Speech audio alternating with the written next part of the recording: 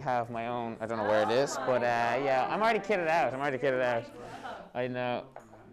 We only had one, so I was the lucky one. All right.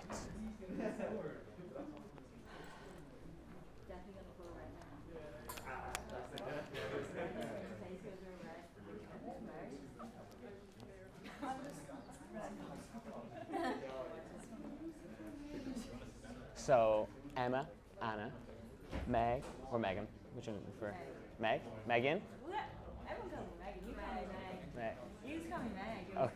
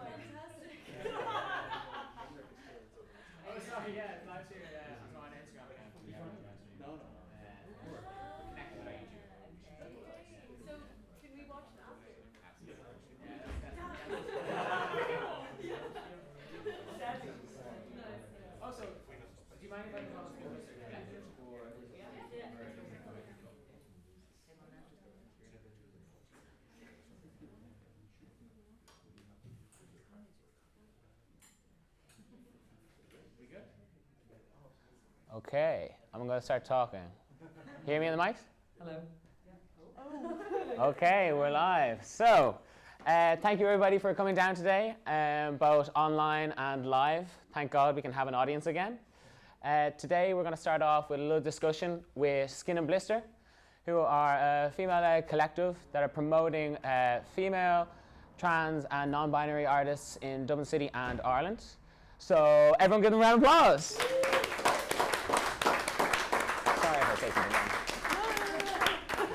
So we're going to introduce everybody. So at the end here we have Emma, then Anna, then Meg or Megan, and then Eva. And then myself is Tig. So I run Dublin Modular, and the aim of today is to just get creatives in Dublin and Ireland in one space. Last week we had our opening party for It's at Home series, which was supported by the Arts Council of Ireland. So thank you very much to the Arts Council for letting this all happen. And yeah, essentially what this is, just a networking experience to get creative people being more creative. Okay, so let's start off. Emma, you're holding the mic, so I want to ask you, Skin&Blisters, so what's your message and what are you trying to portray with this collective? Hello, everyone. This is actually the first time we've been together for Okay. 6 months. Yeah. So yeah, it's very nice. But yeah, so Skin&Blister came about during lockdown. We kind of all recognised that there was a serious lack of basically spaces, DJs, creatives who were being platformed in Ireland and Dublin. So we wanted to create that platform where we could help encourage and push female, trans and non-binary artists in the scene. So like everything from DJs to visual artists, designers. Yeah, there was just definitely a huge, I wouldn't say niche, but there's a massive gap for it. Yeah. I think each of us, through like DJing or designing or production, we definitely recognise, I think we all would, that it's usually very male-centric. Yeah. So yeah, we just wanted to create that space. Okay. And actually, something I forgot to mention, let's go around individually and kind of tell the audience what our, I suppose, main niche is. So I'm a sound designer and classical percussionist. So that's kind of how I've gone into music and visual arts. I am a DJ and promoter, and I also run my own label, which is called Woozy. I am a drummer, a producer, and a DJ. I'm a DJ and a textile designer. And I'm a graphic designer / visual communicator in between. Okay, amazing, nice. I've got my own, so I'm good. So you were talking about spaces, and something that's really cool about the collective is that you seem to really kind of got a hub with Yamamori Tengu. How did that come across? How did that come about? Making those kind of ties with a club, which is kind of nice, and I haven't seen many other groups be able to do something like that, or even trying. Do you wanna? I feel like Emma's the good one. Emma's again? Yeah, she's Miss Tengu over here.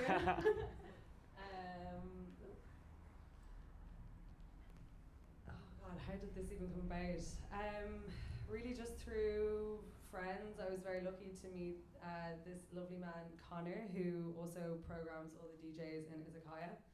And through that, I ran my first club night, Wheezy, in Kaizenbar, which is no longer existing because of neighbour complaints.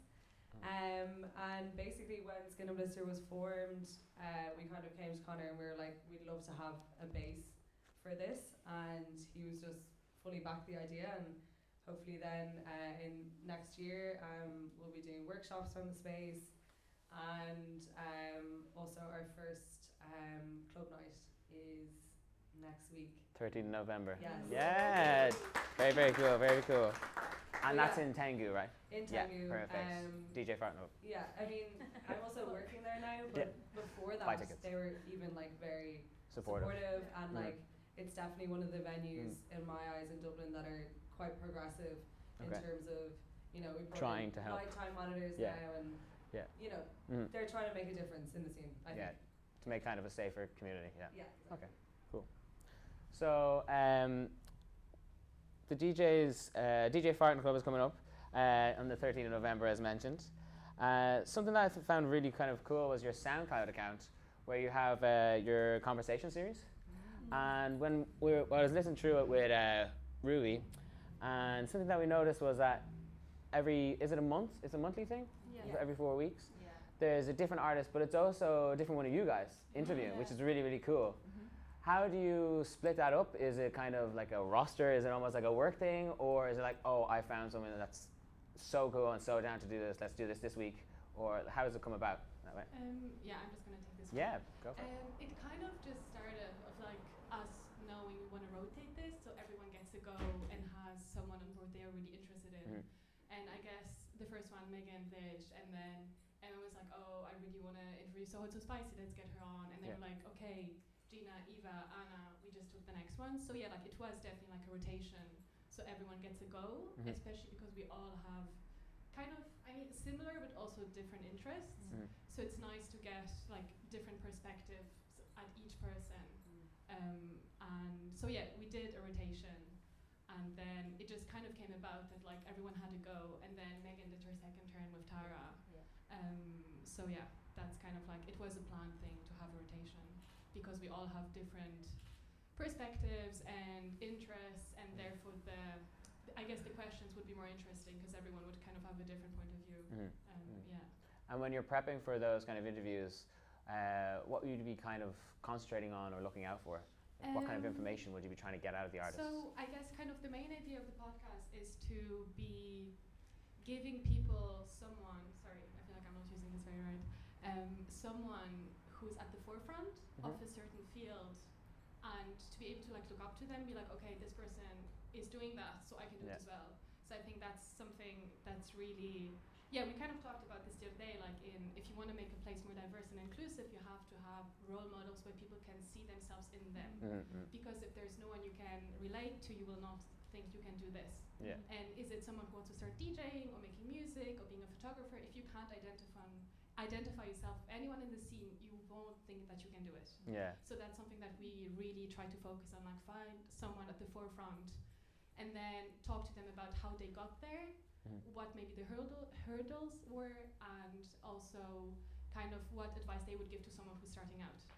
So the entire point of those podcasts is like, okay, give someone at the forefront in a field that they are interested in, and show them how they can get there, and have a role model and someone they can relate to. And because we all have different interests, it's nice to then have a broad range of people they can look up to. A bit of a fusion, it's really, really cool. And even as a listener, it's way more interesting as well that it's not just like, no, not dissing anyone, but it's not just DJ after DJ or not just like totally, artists, yeah. you know, it's a collective and like just a fusion of so many different kind of multimedias, which is really, really nice. And something that Dublin Modular tries to throw into our events as well. We have a gallery here, we've got a lot of visual artists involved as well. And I suppose Dublin is kind of, I mean, people say a lot like a small scene. So I feel like in one way we almost all have to come together to make it an unbelievably good small scene. You know what I mean? Just to really kill it. Like, I love when people come over, like friends from other countries come over and like, if they go to a party or something that I've organized and they're like, that's insane. Or if someone's gone to Berlin being like, I wouldn't even got that in Berlin. You know, like that's what I live for. You know, like honestly, like if I'm doing an event, that's the level I want. Like I want someone being over like, yeah, fuck Paris, fuck London, fuck, you know, like, we're here, let's make it unbelievable. And like there's so many talented people in Dublin, it's crazy, like, you know, and Ireland as well. So I love what you are doing with that, and I think it's really, really cool. So please keep it up. And something, thank you. Something else I was looking at was your Spotify, so your selector series. And this is something that, I'm going to bring it over to Megan. Something I thought was really cool. So it's not actually technically, now correct me if I'm wrong, it's not technically a mix. No. It's just a selection of somebody's favorite music, or like. Yeah. So Emma was the one who kind of had that idea and kind of helped to pick the artists and stuff like that. Okay. If you want, do you want to talk a little bit about that part, or Do you want? you want me to? Okay. Yeah, I'm gonna make you rep it. Let's go. Let's go. So we picked loads of artists that we loved, and Emma was the one who had the idea. So she got on board and did all that. So it was great. And then we selected them, and we went through. They kind of just for people to, I don't know, express themselves through their music in a sense, and also using Spotify, because everybody uses Spotify, like we all do. Not a lot of people. We got a message a while ago from a girl who was saying that she doesn't use SoundCloud and she doesn't really know how to use SoundCloud. So that kind of was like, oh, actually that's so true. Limiting, yeah. If you're following Skin&Blister, we're set like, every week we're putting out different artists and different mixes, but then somebody was like, I actually don't know how to use SoundCloud, like what is this? And I was like, oh, that actually makes a lot of sense, like maybe we should do something more for Spotify people. So that's how that kind of idea went across. And then now in the future you're hoping to start, well, we are starting it, we're not hoping it, to help like people who know how to DJ but aren't confident enough to ask people can they do a mix or DJ for other people. So it's like a small like selector series of like 30-minute mixes to kind of get people's names out there. So it's kind of like crossing that kind of bridge of like, you know, when you're starting off, like when I started off I didn't know anybody, and then like trying to get yourself out there is kind of hard. So getting on people, taking on people who kind of know but don't know, and just kind of searching and taking them. So it's going to start soon. So okay, deadly. Excited for that. Nice. Yeah. So can I just add one thing to the selector series? Yeah. I think as well the selector series, it's like because so many people want to start radio shows and have this like mental block of like, oh shit, like I need to be like this incredible DJ or something. But it's like I know so many people who don't DJ who have like wealth of music knowledge more than like I do, and like, you know, it was a nice opportunity to get someone who is not DJing to create this like beautiful playlist that really reflected them and their musical interests. And it was just, you know, it was just a nicer way, like you don't have to make a DJ mix, you know what I mean? And a couple of the people who did the selector series for Spotify went on then and are now going to do Dublin Digital Radio. I was going to mention that actually, would you just even think of going on to Dublin Digital Radio? It's really, really cool. It just makes it so much more accessible, as you're saying, like for somebody that doesn't, maybe you don't even have the confidence in something. You want to be a DJ maybe, or maybe you don't, and then you can put a collection of songs together, and it's a really, really good idea. And I don't think I've ever seen anyone like kind of starting that stuff before, especially in Dublin, so congrats on that. So we were talking about Skin&Blisters started during COVID, so very fun times, not difficult at all. What was one of the trickiest things that you've had to tackle so far since beginning the collective? Let's go. Yeah, so obviously COVID wasn't like, or during the pandemic's not the most ideal time to start a collective because like it's about coming together and meeting people, but like we like still managed to, we had like so many calls during it and like managed to host like International Women's Day live stream and stuff, but like while we were doing that, like that was like one of our first things. We like realized that, okay, we actually don't know everything about starting a collective, and like especially in the like people who we want to involve ourselves with, like, and like terminology is like a huge thing, and that was something that we like as a collective realized that, okay, we're wrong here, and like we want to be corrected, and like someone actually like kindly reached out and was like, hi, like on your graphics, like there's a mistake here, and we're like, thank you so much for saying that to us, because like we want to present ourselves correctly, and like we're so like we know we don't know everything, so like I think it was like a difficulty, but at the same time we learned, and like we're constantly learning, and we're like so open to learning. And I think that was like the hardest thing that like we find, just like how can we say this to like make it sound like that we're like doing the most inclusive thing, and like I guess as well, like as Gina's missing, but as 4 white women, even, you know what I mean, like that's obviously not fully representative of what we want to we want Skin&Blisters to be, so it's just constantly being aware of that. But hopefully once we start meeting people in person, things will exactly. Dublin's opening up now as well, so this is kind of the time to get the ball rolling, so lots of things to come. Then, so talking about things to come, what are kind of the collective's goals for the future? What kind of things do we want to start ticking off the list? Do we want? Oh, okay, Nothing. Oh, we got a lot of stuff. Okay. No, but like I think we don't necessarily have goals, but we have loads of stuff planned.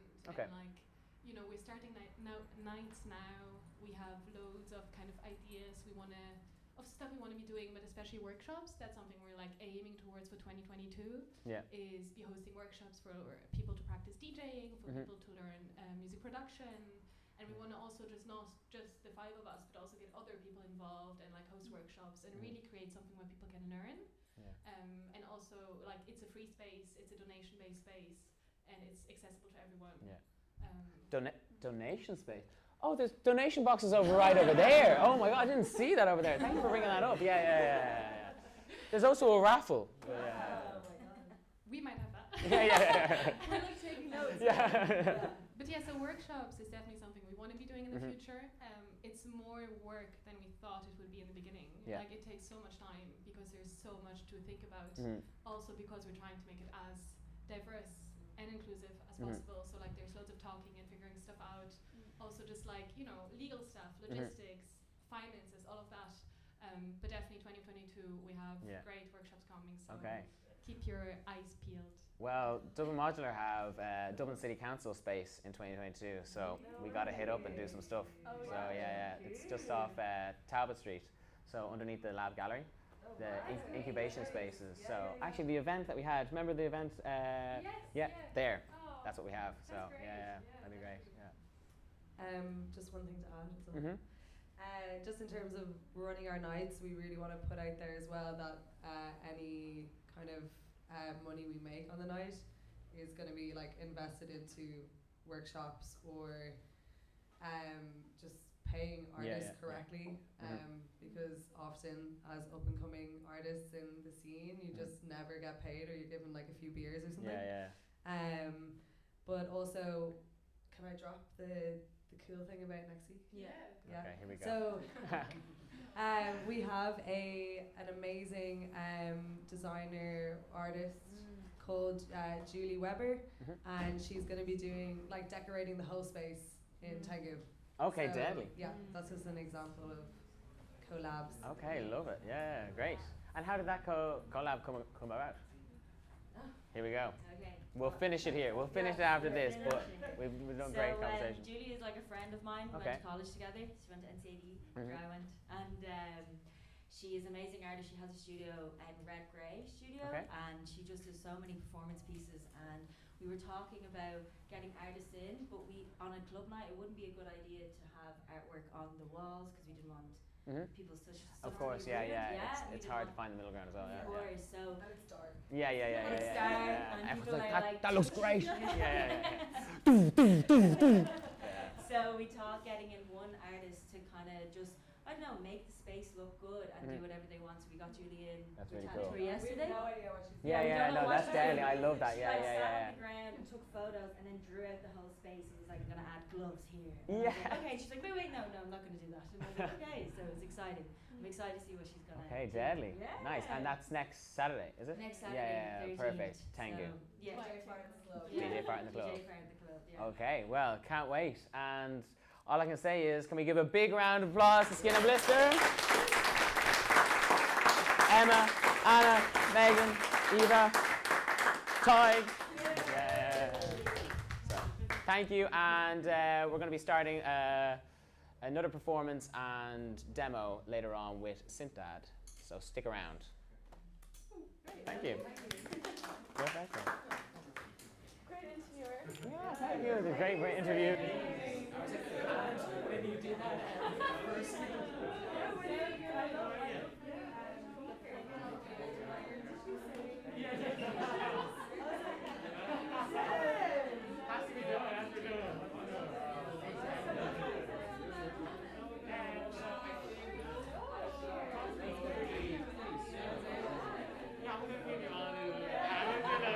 Thank you so much for coming down. Like, really appreciate it. For a randomer just to throw you an email being like, hey, do you want to talk about that?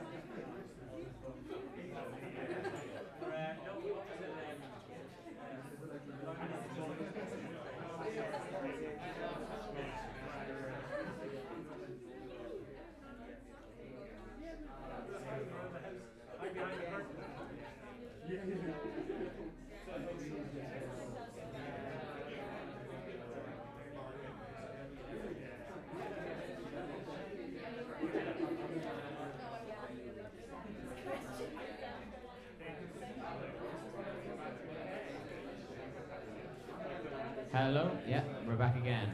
So thank you guys for staying, and thank you for everybody listening and watching online. Next up we have Mark, aka Synth Dad, who does modular synth and electronic tutorials online on YouTube.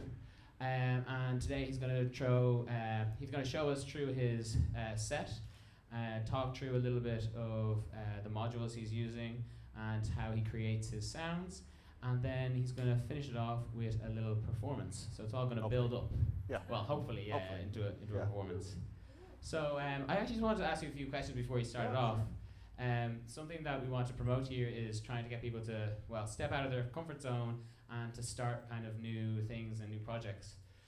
Something that's really, really cool is your YouTube presence and your series, basically doing tutorials and showing people how to use some of the modules and use electronic equipment. How did you get into that, and did you just wake up one day and be like, damn, I'm good at this, so I need to show some people what I'm doing? Yeah, it was, hi everyone, by the way, very nice to meet you all. Thanks for having me here. It's an interesting question because about 3 years ago I suddenly got into synthesizers as a kind of a way to spend the time when I was flying back and forth to the States for work all the time. So I was like, I'm going to buy a small OP1. It's a little portable synthesizer to have on the plane. And it was fun, it was great. And then, of course, one thing leads to another, and the danger is you go, oh, you start watching these YouTube videos, oh, that's really cool, so, oh, I might get that. And the next thing I know, another box arrives, and then another box arrives. Yeah. So that was about 3 years ago, and of course, at that time I had this desire to, I loved doing tutorials and teaching, and prior to that I had spent an awful lot of my life building Lego. Now I didn't work for Lego, but I was actually a semi-professional Lego builder. Yeah, I've actually designed an official Lego set, so you can buy it. Oh wow, still a clang there.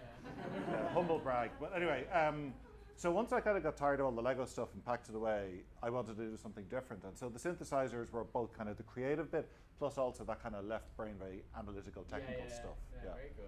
Yeah. And then the modular stuff, I swore I would never get into it. It's looked very silly, very pretentious.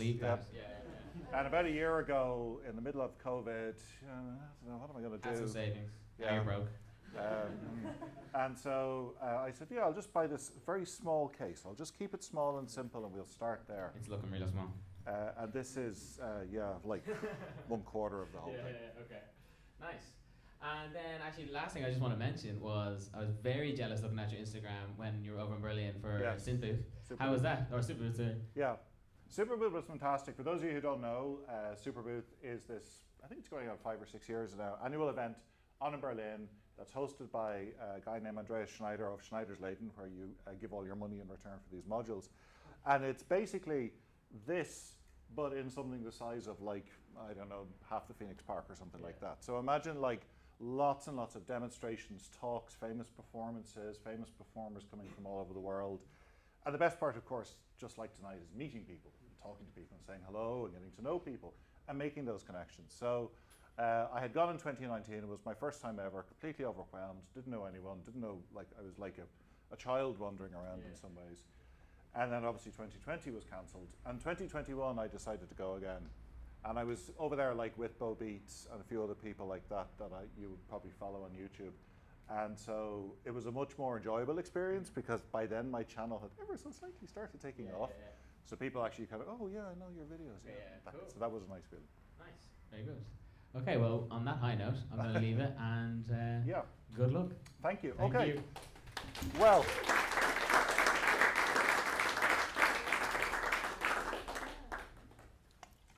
So thank you for that introduction. So when Tig asked me to come along and kind of do something, I didn't quite know what to do. So I took a look at the Instagram account and I said, okay, what do they do? And it was like parties and people going wild and crazy and like, that's kind of going to be a little difficult. And so what I thought to myself was, well, what do I do best? And what I do best is I talk and I explain things. And for those of you who don't know, I have a YouTube channel. It's called Synth Dad, YouTube/Synth Dad. It's easy to find. And likewise, I have an Instagram account. And I love putting tutorials together and explaining things to people and explaining complex things in simple ways. And you can't really get more complicated than these because they look like the control panel of a spaceship or indeed a nuclear reactor or something like that. So how do you make sense of that? And making sense of this stuff is what I love doing and explaining it in my videos. So for tonight, this is not, I put together this case. Now this is a subset of some of the modules I have, but I wanted to kind of show them there's kind of some new things. There's some interesting things and there's some quirky things, and we'll talk a little bit through. Ask questions, stick your hand up, shout out. Absolutely, please ask questions. That's what I'm here for. I'll explain how I would use them and why you might want them, and then we might try and even make a little bit of music, and it might even sound good, but I can't promise you that. Now, before I even begin, hands up, how many people here even own modular synthesizers or use them, or, well, Chris, hopefully. So not so many people here will be familiar with modular. Okay, so what are we looking at? What is this rat's nest of cables doing? Basically, if you imagine a classic synthesizer that you would use to play music, it's got a lot of circuitry inside it, and the circuitry is all hidden behind a lovely case, and there's knobs and sliders in the keyboard. But what if you took all of that circuitry and turned the guts inside out, and you actually put all of the wires and connections that are hidden inside the beautiful case on the outside, and allowed the musician to reprogram it by rearranging these cables to their liking? What that means is you could actually build your own instrument. Now, so basically, nobody else in the world has this here right now configured in this way. And when I plug the cables out when I go home, I may never get it configured in this way ever again. So it's very ephemeral. So a modular synthesizer is an incredibly complicated way of making music, but it's a way that is actually incredibly personal because you can design exactly the instrument you want. The only problem with that is there are literally thousands and thousands of modules to choose from. So where do you even begin? Like, how do you even start? And there's so many posts on Reddit, on the Facebook groups going, where do I even begin? I have $2,000 to spend from my tax rebate, and I want to spend it on, instead of spending it on food, I'm going to spend it on a modular synthesizer. And everyone's like, dude, buy all this. And somebody should say buy food. So I'm not going to get into the how do you get started, because we could be here all night talking about this. So instead what I'm going to do is kind of show you through a couple of different things here. This setup is not what I would use to play live. Now I say that having never played live before, because this is actually my first time ever playing live in a modular synthesizer. So it'll either go brilliantly or terribly, but you will be the first one way or another. This isn't really a good live setup. It's too complicated. There are too many things going on here, and I wouldn't recommend doing it. So this is more of a demo setup. If I was doing a YouTube video where I could carefully edit and control everything, this is what I'd use. Okay, what are we looking at? What are we going to do? I have a couple of things I want to show you today. The first is this guy up here. Do you want to pop the screen? Yeah. Now, okay, there's me. There's just a delay because it's live, so okay. It'll come in a minute or two. This is actually the YouTube stream of me talking to you being restreamed. Behind me talking to you. Whoa. This is as deep as it gets, man. So can we bring up the camera? And there we go. Okay. I will go over this side. And I will point here slowly, because otherwise I'm going to be in the way. So this device here is called a Eurobureau. It's from Empress Effects. Empress Effects, for those of you who do guitar playing, you might be really familiar with their pedals. They do really good quality pedals. Imagine this is a modular guitar pedal. So like you have your wah-wah, your phaser, your tremolo, all that kind of stuff. This is actually a pedal built into a modular format that slides in here, and these buttons here allow you to program it. So for example, you can press there, there's a little menu, you turn this knob, and you can actually build a modular synthesizer. So that's just come out on the market, brand new, kind of expensive, but like if you were just starting into modular and you didn't want to go this whole way, you could start with just that, and you'd be able to make a full modular synthesizer in just that tiny little space. But it's all pads, there's no screen. So it's kind of like some people look at it and go, whoa, that's too much, I have too many buttons, I can't handle that, I like a screen. So down here in the bottom right-hand corner, this guy here, and you know, after we're done here, you can always come up and take a look closer at this if you wish, is what's called a Polyeffects Hector.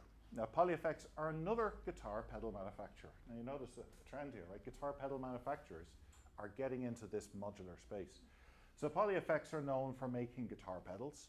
And again, they took their pedal and they put it into a modular format.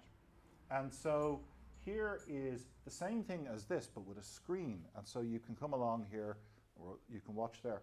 Like I can just tap this here, and you can move things around and connect them up and wire them together. So these are literally modular synthesizers in modules sitting in a modular synthesizer. Yes, again, very meta. But once again, this is a complete synthesizer right there. Doesn't do anything out of the box, but obviously has some presets. But you can build whatever you want inside. The other thing I'm going to show you is this guy over here, the Tesseract Tukra. It's a drum machine, right? It's also obscured by my head. It's there, this guy here. Again, you can come up afterwards and take a look or watch back on the stream afterwards. This is a really interesting, made by a little Spanish company. I think they're in Barcelona. Incredibly reasonably priced stuff for what they make. They really put some great stuff out, and the guys there are very, very nice as well. So I have a couple of their pieces, but this is a drum sequencer and sample player, so I'm going to use this for drums.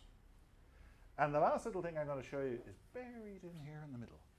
Now, it looks like a little blob there, but for those of you who've seen my channel, if you have seen my channel, my most popular tutorial videos are on this little black blob here. It's called an ornament in crime, and it's an open source platform for making modular synthesizers. Anyone can contribute, anyone can use it, it's free, nobody sells it, you just buy it from DIY builders or you build it yourself if you're handy. So we're going to start off with this. And we're going to start off by talking about how we can make a little bit of generative music. So this is a sequencer. So just like a regular sequencer, you program in notes. But what I've done with this is, all I've done is programmed in 2 notes, and we're going to take a listen to what it sounds like.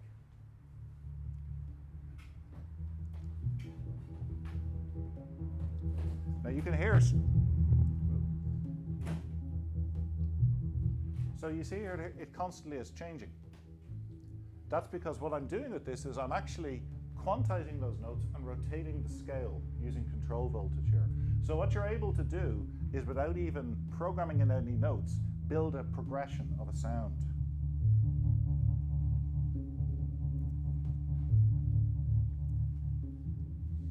See there, every time the scale rotates, it's in a different scale, so the notes will change.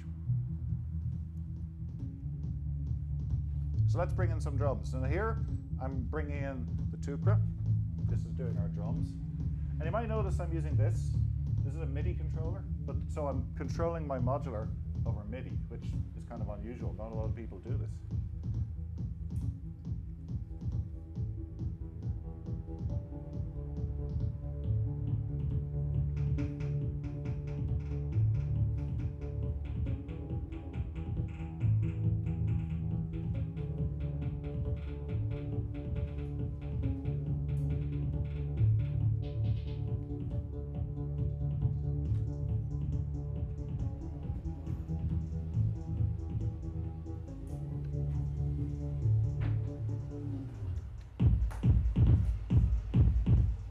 So what did I do there at the end? When I hit that button and you heard that kind of tape stop effect. So listen again. If we do it again. What happened there?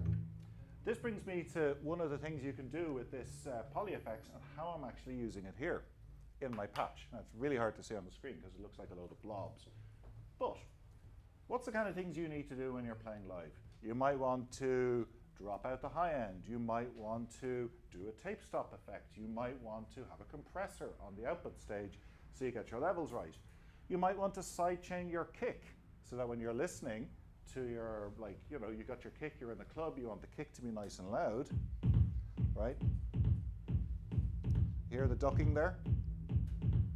That's all being done here, and I just built this myself by wiring together, for example, the kick signal goes into this and automatically ducks. So I actually built a compressor, I built a tape stop, I built a filter, so like we can do this.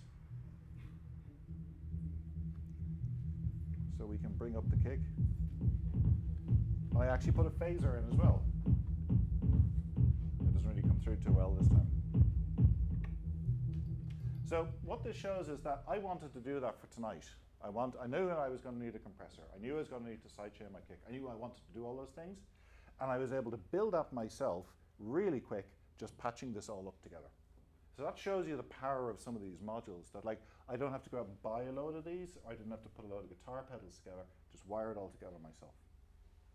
Okay, any questions so far? I'm going to take a drink of water. Any questions so far? Yeah. Yes, in the back. You said you were controlling with MIDI. How do you connect MIDI to it? Is it a CD thing or?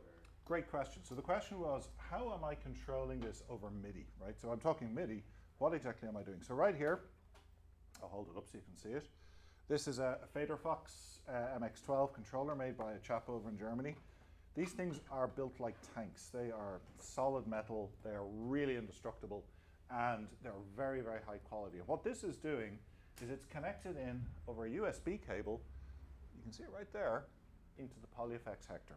So what's happening is, and this is the other half of the patch I built in there, the MIDI commands from my controller, which you can't see on the screen, are being sent over USB into the PolyFX Hector, which can understand MIDI, convert it to CV, and then use that to control both the internals of it, the compressor and everything, but I'm also sending CV to other places inside the synth.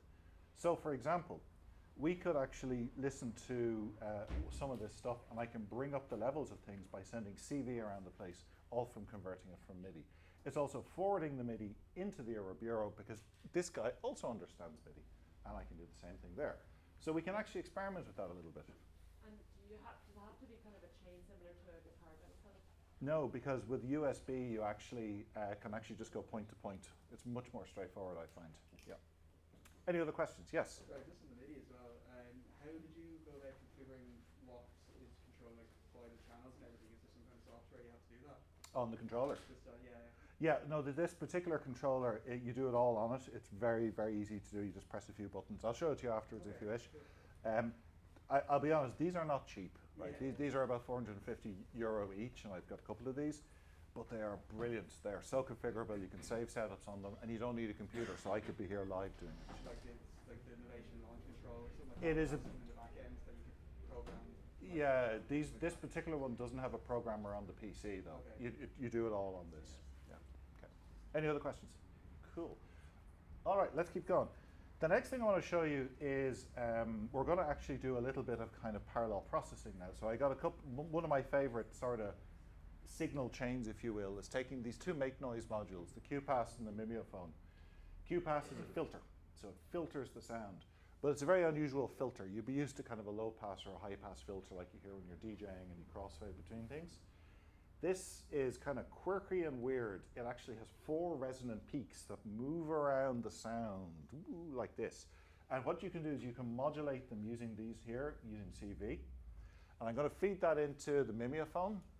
The Mimeophone is a looping delay module, but it also colors the sound.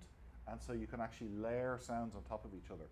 So we're going to do it by playing some samples of the Tukra. So we're going to go ahead.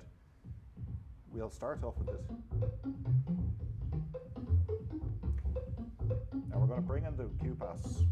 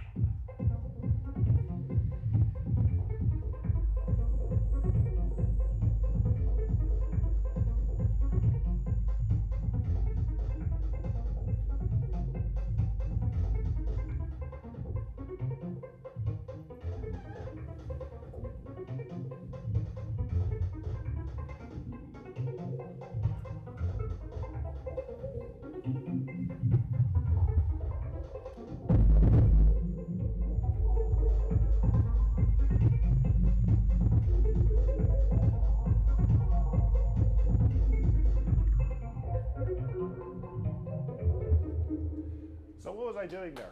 No.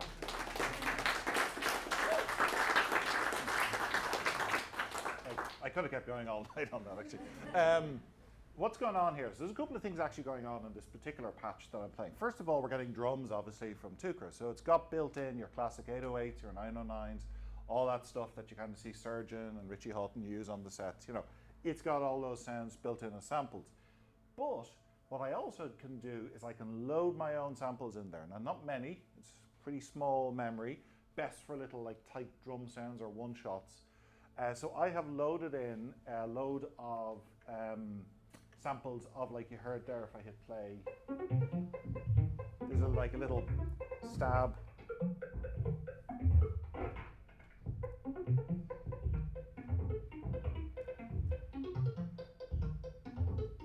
And you can also then program in all the, you know, the pitch that it's making as well. So what I'm doing is I'm also breaking that sound out, and I'm sending it into QPass and Mimeophone to layer echoes and kind of colored sound in the background. So this is what it sounds like when we do that, right? And I'm going to turn this up.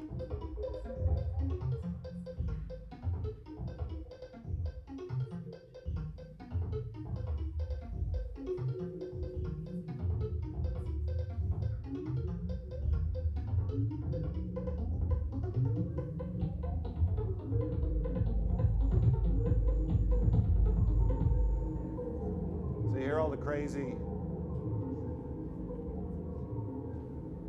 And then when I bring this slider down, that's your classic delay kind of going out of sync. When I bring that slider down, I'm adjusting again CVs being sent from the poly effects in response to the MIDI into this point here in the QPass, which is a voltage control amplifier adjusting the volume. So I'm controlling everything from here, right? Everything just from one place on the MIDI, whereas normally you'd be kind of going all over the place like this. Any questions on that so far? Am I going too fast? Is everyone like, what the hell is this guy on about? Like, just play some music and shut up. Let's look at the last thing, which is the Empress Effect Zoya, right? The guy up in the top left-hand corner with all the pads. Now, it can be a bit intimidating, but everything you see here on the screen, or you could see if you could see the screen clearly, you know, oscillators, filters, sequencers, clocks, all of that kind of stuff you would associate with a synthesizer. Everything that's there is also here, but just shown differently, like they're different colored little squares. And you can have multiple different pages of these, so they're actually quite complicated, and you can actually use that to build incredibly complex patches. The wonderful thing about this guy is there's hundreds and hundreds of presets made by users and shared freely available on the internet. So I put some stuff out, but there's one guy over in the States, he's literally put hundreds of these out.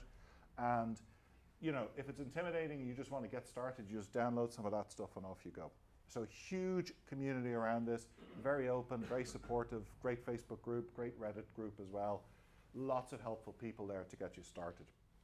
So what we're going to use this for is we're going to color a little bit of samples. So I have some audio samples coming off the disting. Right, so here's, oh, you can't really see it there. The disting is a multifunction do everything module. Right? You can do anything you want it to, but what I have it doing here is playing some audio loops off an SD card. The audio is going into the Zoya here, and I'm able to use MIDI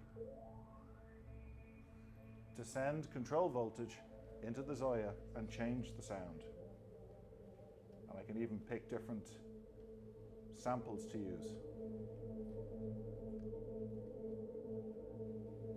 And we can do this.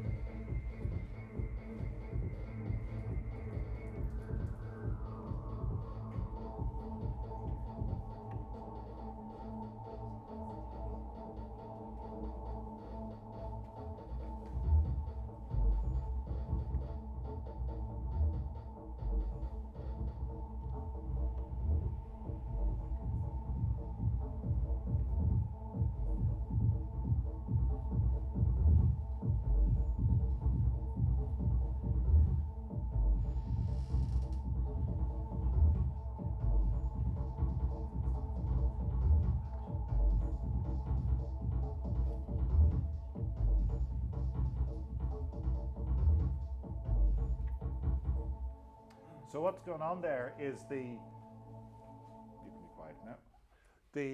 This thing is playing these audio loops, which I'm processing through this kind of patch I create. Well, it's actually one of the presets off the Zoya, but I modified it.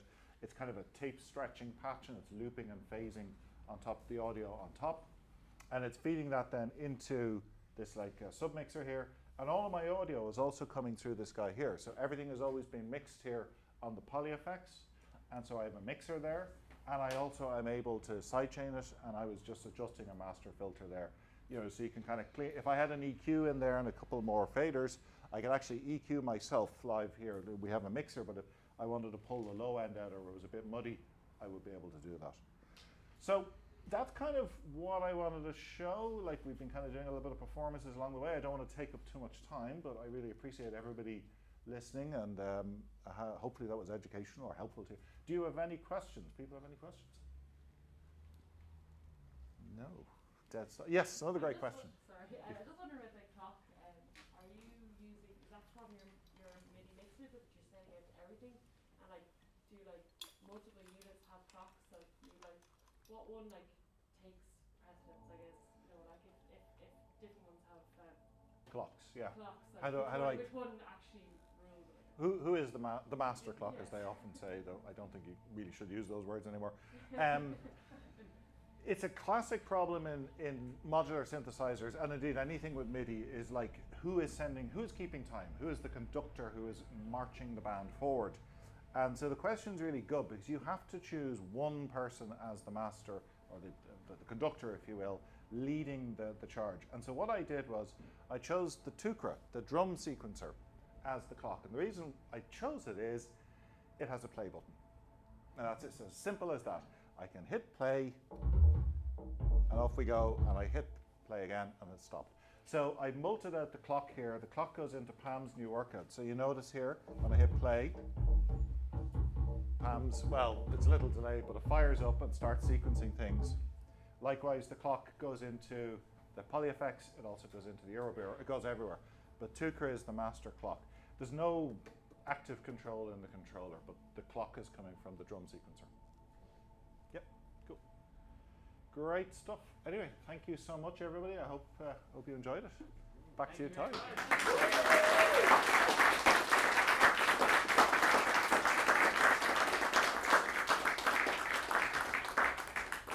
Okay, we'll be back just in a few minutes with Chris Meyer, all the way from America.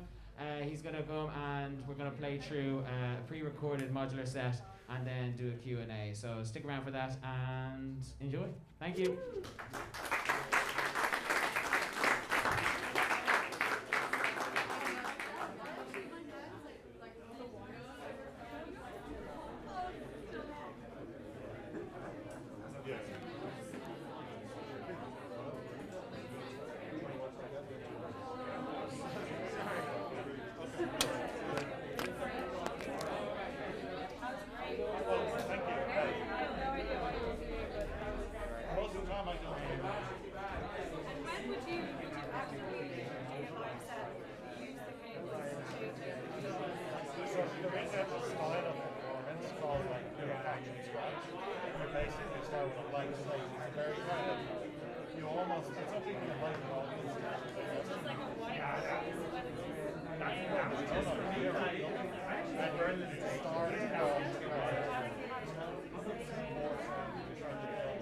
There are people who sit down and do that. There's one lady she's famous.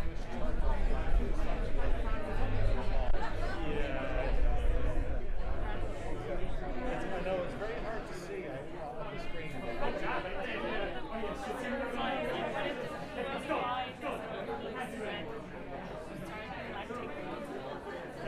So there's actually very little, there's no sound actually. You would kill the sound. For example, you might be used to this oscillator, saw wave. That's an oscillator there. I have it on a super stack saw. I can change it to super stack square. I could go back into just a pure sine wave, pure square wave, whatever, you know. So you actually design exactly what you want this to be. So are you doing techno, whatever you are, voice, You've got like all the filter and the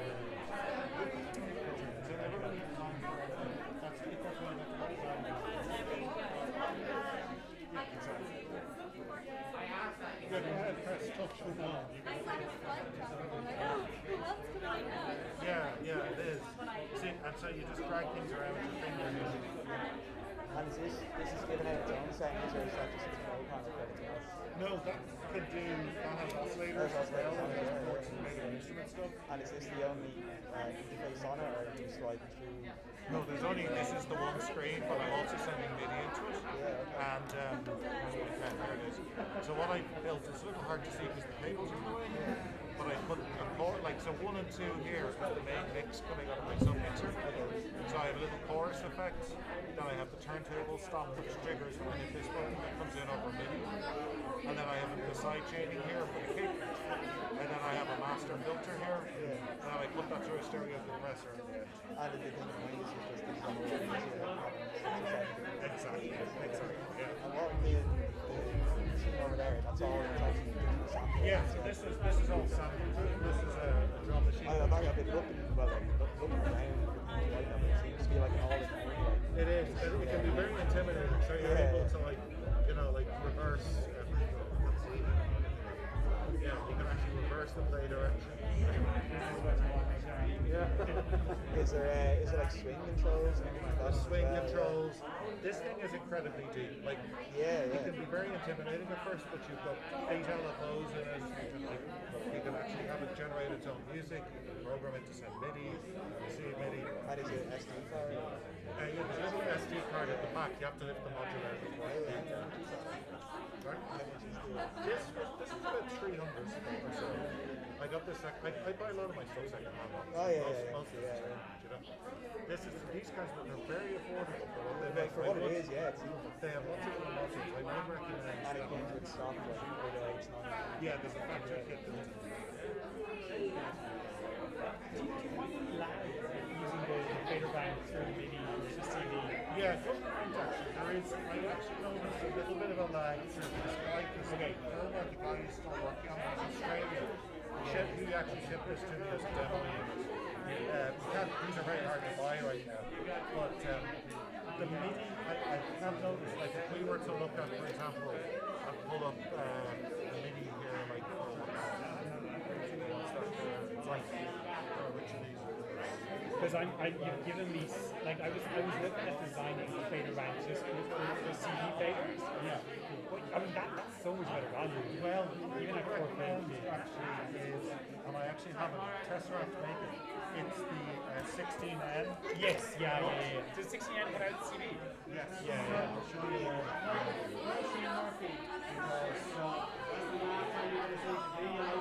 This is how I originally had designed this case. And so they have a port of the 16N called the Sweet 16, which I was going to use. It has 16 faders, it does MIDI, it's also attenuators, but this thing is beautiful. And again, you can build it yourself by the brand new, that thing was only about 200 or something. Yeah, and it's a really good deal. I think if you want control, like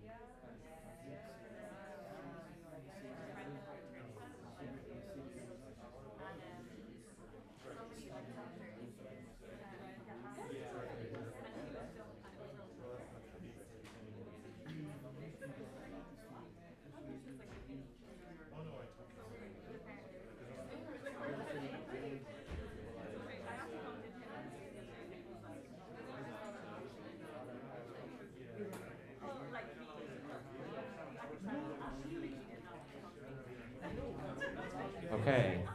Sorry, we're back again. My computer died. It's on its way out. So what we're going to do up next, we have Chris Meyer, who's come all the way from the United States in New Mexico, right?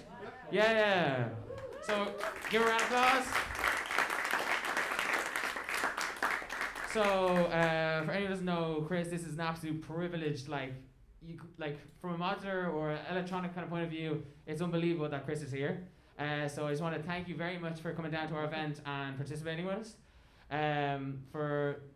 We'll talk a little about your all your kind of achievements within music and electronics a little bit later on. But to start off, we're going to watch a little video performance that Chris pre-recorded back in the States. Obviously, he couldn't bring his modular equipment here. So we're going to have a watch, and then after, we're going to dig in and open up for a quick Q&A. So if you have any questions or see something like, right, how the hell did you do that? Or, oh, that's cool, I'd love to maybe start doing that. Kind of think of those in your head, and then we can do a little quick Q&A with Chris after and get all those questions answered. So, thank you very much, and give another round of applause for Chris. Woo!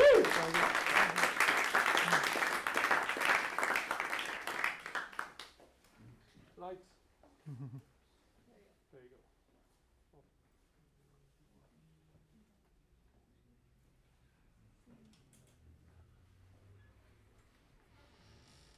Does not have audio working.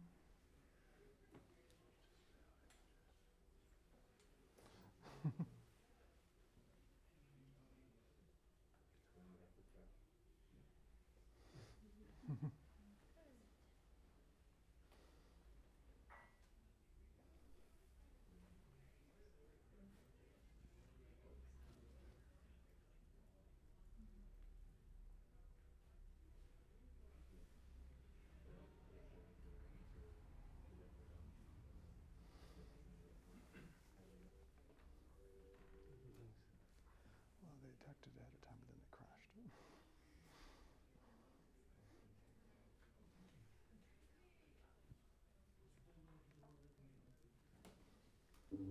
There we go. There we go. Give a round of applause.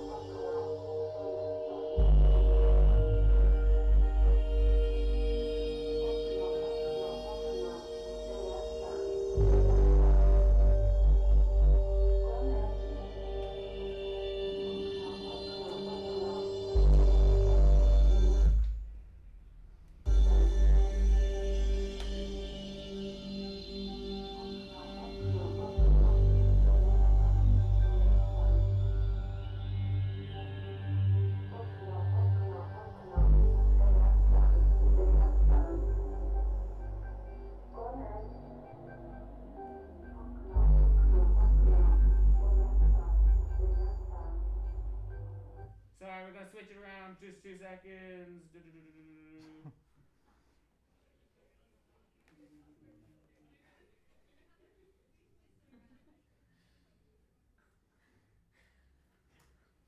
You can't do anything here.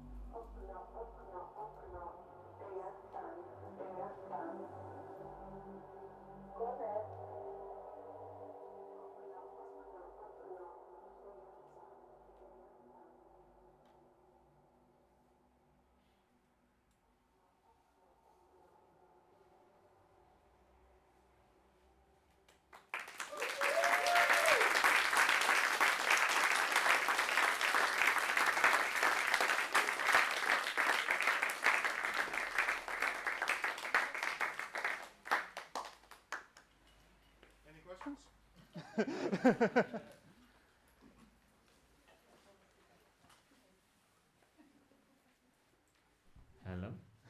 Anybody have any questions? Or am I going to have to carry this whole fucking thing?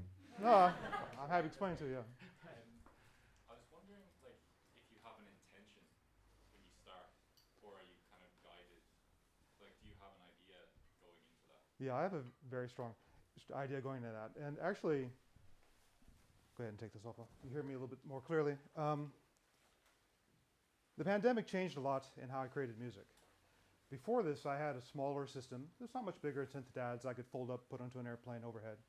And I would just go jam with other people. It was mainly a rhythmic-based system. And I would just fly around, jam with different friends. And when the pandemic hit, suddenly we're all faced with how do we keep ourselves amused by ourselves without playing with others? And that turned me to say, well, I have this large synth at home that was previously just a playground, experiment with sounds. And I said, well, I have to do solo music now. Can I compose a full piece of solo music that's just me instead of me jamming with other friends? And then it became a lot more intentional.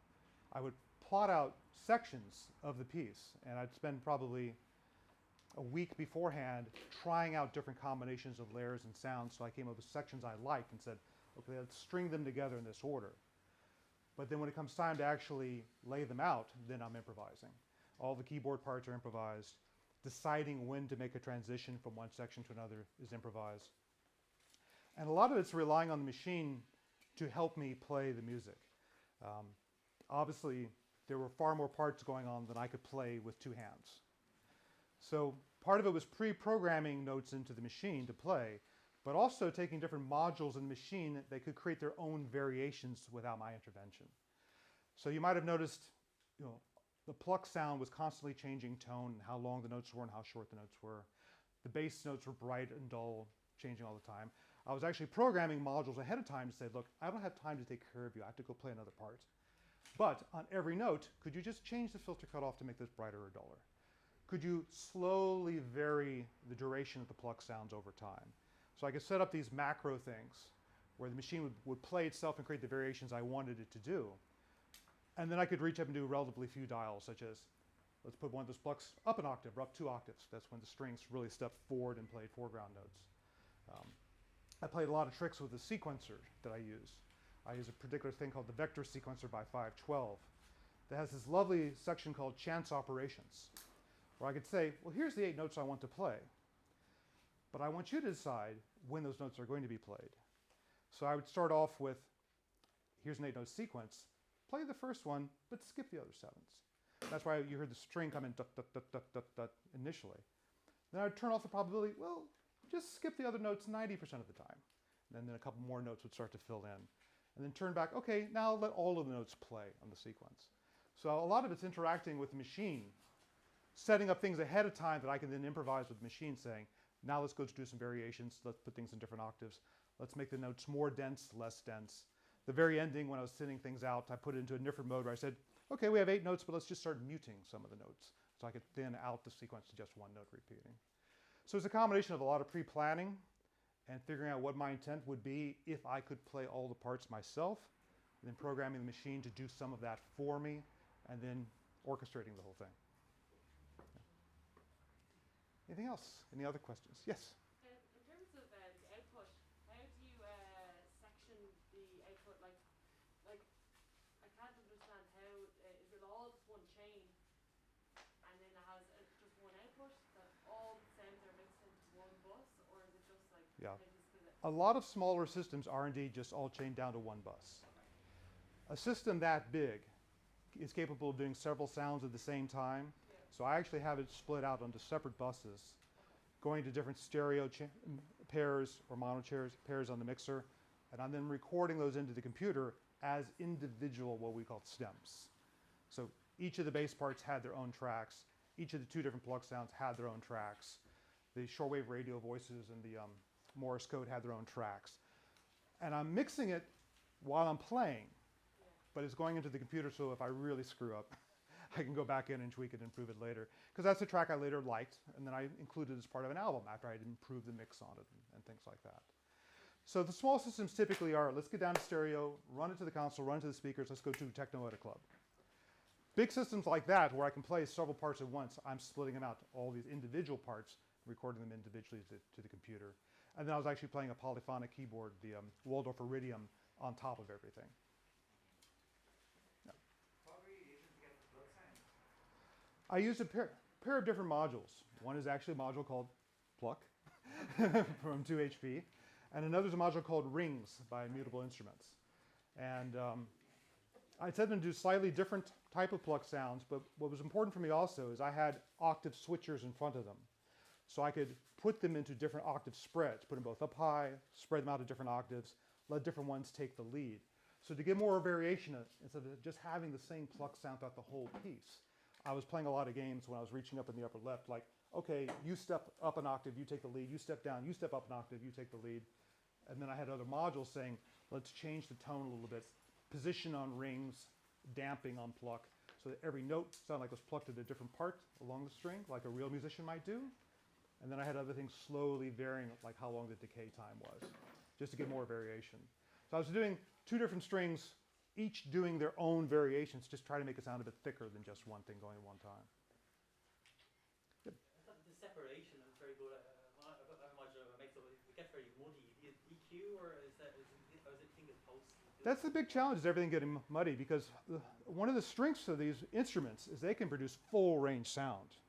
And if you take several tracks all doing full range sound, they're going to start stepping on top of each other. So it's a real danger to program each sound by itself and fall in love with each sound by itself doing the full range. And then you mix them all together, and now they're competing with each other. So I do a lot of, it's kind of an old production technique called frequency layering, deciding you take this frequency band, you take this frequency band, you take this frequency band, and separate them that way. And some of the tricks I was doing actually is I had some other modules that not only were slowly varying voltages. I was using a particular module called Sapel by Frapp Tools that not only does random voltages, but it has something called bias. Should I do high voltages? Should I do low voltages? Should I do a wide range of voltages? And I had that controlling the filter cutoff, how bright the bass sounds were. So if the bass sounds were playing by themselves, I said, bias up. Let's go ahead and be full range. But then when I knew I was going to pull the plucked sounds in, I turned bias down to take the bass sounds and filter them down just to take a lower frequency range, because I knew I'd be filling in these frequencies now with the plucked sounds. 3 or 4 instruments layered at a time. You wouldn't have many more than that, would you? You'd have to, We always want more. You know, every time I hear something, I say, oh, if there was just one more part playing. You know, there's a limit to how many you can hear at once. But I do try to create at least 3 different layers of activity, things happening at different speeds and in different frequency ranges, so the ear has different things to bounce between and listen to. And also a lot of it is in post-production. You're going into the computer and saying, you're a lovely sound, but you're stepping on this other sound. We have to EQ some of the bass out of you so you're not making another sound muddy. And thanks for commenting on that, because that's something I really work on, is how do you hear each of those sounds individually, even though there's a lot of stuff going on at once. And do you just do those layers by ear, or do you have any nice tools to... I do it largely by ear. I have filter plugins that show me the sound spectrum each sound is taking. So I can see, like, oh my God, I didn't realize you're going down to 0 hertz. Let's pull you up a little bit, because we don't need to hear that. Or a lot of the digital modules, people tend to say, oh, that's modular is analog. Over half those modules are digital these days. The digital sounds tend to be very bright and take up a lot of high frequency spectrum, and that can all become just noise and hash when you have too much going at once. So I'll quite often say, oh, I see you're going all the way up to 20K. I don't need to hear that. You need to be in this middle range. Let's go ahead and roll that off to leave room for another sound and a little bit more air going on up top. Any other questions or stuff to comment on? And it's interesting you mentioned about the frequency layering, because even in the intro, where I had a couple things going on, like a organish bass drone, and then the voices and the wind came in, even as I was crossfading between those sounds, I was not using a normal crossfader. I was using more of a DJ style crossfader. That was actually a high pass filter and a low pass filter. So saying, okay, let's start to filter out the bass sound and reveal more of the wind and the voices, rather than just doing a straight crossfade. Again, allowing more frequency space. You occupy this space, you occupy this space as you become more intelligible, things like that. Chris, just before we finish up, I'm going to hand out some of these just so we can have a look at it. So yeah, please. Chris, this is one of Chris's books, Passion Tweak. It's really, really famous. Basically a lot of all modular people learn from this book. So just have a little look. It helps you out with like the fundamentals as well. So the raffle we're going to do, so those tickets I gave you, have a reason. People can win some of these books thanks to Chris. Yeah, so happy. They're like, quiz over here. And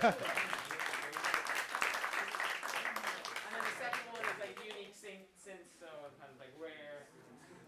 Yeah, the two books is, there's a person by the name of Kim Bjorn.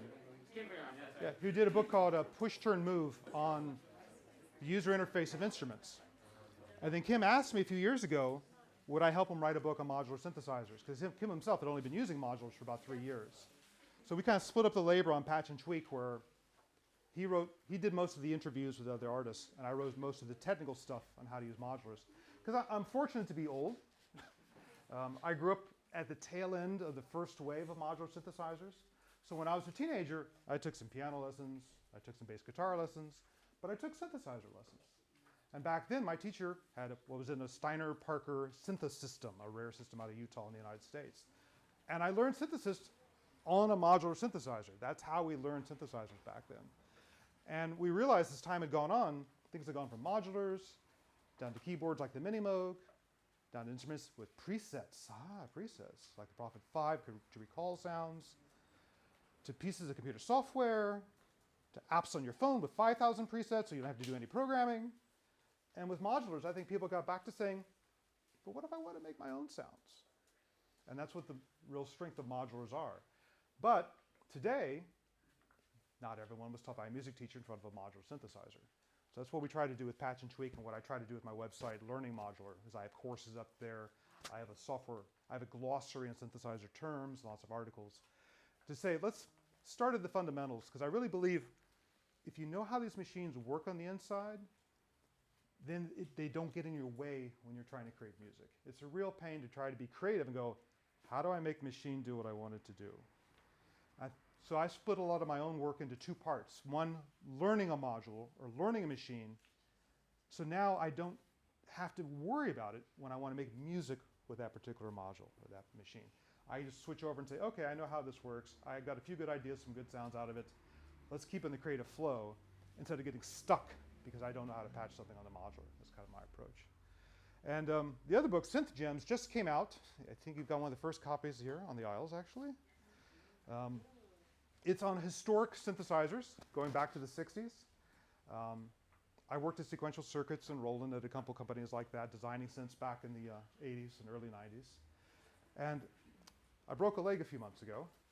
And while I was laid up and taking Oxycontin, Kim Bjorn called up again and said, do you need a distraction? Could you look at a couple articles? And there are articles inside Synth Gems. And I ended up editing the whole book and being historical consultant on it. Because we found out that there's a lot of hearsay on the internet that's not necessarily true of how instruments were designed. And a lot of those instrument designers are still alive. So we had a lot of fun with that book of going back and saying, what was your intention? Why did you do it this way? You know, how did this come to be? And we got a lot of those stories into Synth Gems, and that was a real labor of love to get that book together. I'm glad to see that's out now. Cool. Yes. One more question? One more question, maybe? Yeah. I was going to ask you, you said that you split the process into like two things, one like learning and then one. Do you find it hard to like discipline yourself when you're in the just learning how this works stage to not like run away and start playing with it? Oh, I'll run around and play and jam and stuff like that. And I'll develop a few musical ideas like, oh, this could be a piece later on. But I'll just like take note of it, and then I'll keep experimenting with the module. Because I'll spend like a day or two, whenever I get a new module, I try to spend a day or two saying, I am going to learn this thing in and out. I put an oscilloscope next to it, see what the signal is coming in, what the signal is coming out, and what each knob does. So I have it in my head, and a few good ideas for compositions will come out of that process. But the main thing is when I'm now trying to create a piece, because I have this way of doing things on deadline. I volunteer to be at a particular synth performance somewhere and go, oh, damn, now I have to actually compose a piece. It's nice for the machine not to get in the way, and instead have your pocket full of ideas. Like, oh, I can use this idea. I can put this idea with it and try things like that. And then it goes much more smoothly. Thank you. And just to say that I started all my stuff by watching the fundamentals. So learningmodular.com. Go on to it if you want. If this sounds of any interest. The first few episodes are all kind of free and. Yeah, there's a course called Basic Concepts of Synthesis. So it's free. And then from there you can start playing. It's really, really educational. You learn a lot from it, and I've learned the majority of my stuff from it. So yeah. Trish? So Chris, are you giving away in the raffle any of your courses? We're giving away. Yeah. Okay, I'll tell you. I'll meet you on that one. We're giving away 2 books, and then I will give Tig a code to give everyone at Dublin Modular who's on his mailing list a significant discount on any course they want to take. So. Very happy to. So, let's get to it and let's do the raffle. Oh, you want to do this now? Okay. Yeah. All right. Okay. So the way I like to do this is the first name out gets to pick which book they want. Pageant Week or Synth Gems, in case you have one or the other. And then the second one gets the other book. So we're doing the raffle? Someone had 5 tickets. Okay, so number 327, 330. You can't not be here. Someone has. No, it's like, get up. Well, yeah, get up, get up. Oh my God, Gabby, get up. Woo! What book do you want? Would you like the shiny new car or the condo in Palm Springs? Okay, next up. I have to find I didn't realize there'd be multiple tickets in there. All right. Oh, yeah. That's good. All right. Give everyone 5. Give everyone a real chance. There we go. This is going to be the next one. Okay, number 291 to 295. Who is it? Okay, come on up. Come on up. Right there. The book right there. Sit down. Okay, we have some ambient and electronic vinyls if anybody wants them. Awesome. Okay, so. You didn't tell me this, I would have entered. Oh, yeah. Oh, well. Here we go. Okay, number 486 to 490. 486, 490. Are you still here? Nobody? Going once? Oh, okay. Going twice? Well, this one's over here. 441 to 445. Yeah. Hey, all right.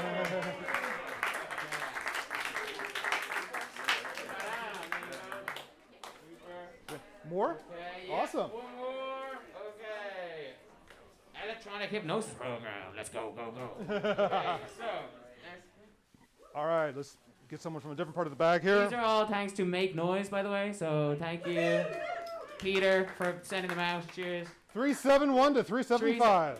371 to 375. All right, yeah. There we go. Thank you. And then we have a load of, so Soma modules. Soma gave us a load of stuff. So we're going to be, we have the Lyra 8 filter to give away tomorrow, and that's like around 300 quid. So be sure to be around tomorrow for that. And we also have some Erica Synth modules and some noise generators as well from Soma. So be there or be square, folks. Okay, so here's the t-shirt, and this is the last one. All right. Different part of the bag. There we go. Okay, 296 to 300. Somebody. Oh, okay. Congratulations. There we go. Yeah. Okay. And then I have a load of stickers as well, and I'm just going to jump out at anybody. Thank you. Awesome. I've got plenty.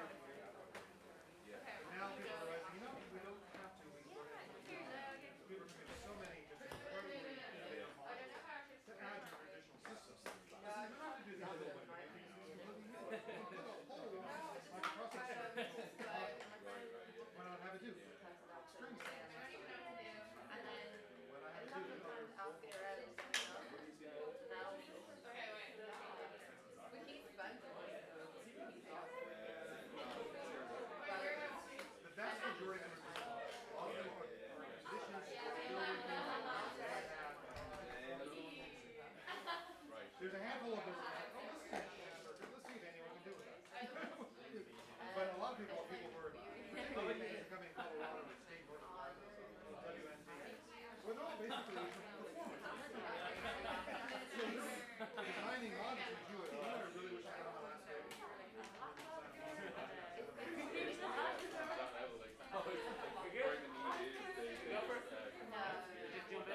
And as a result, they're making it a lot more interesting and musical.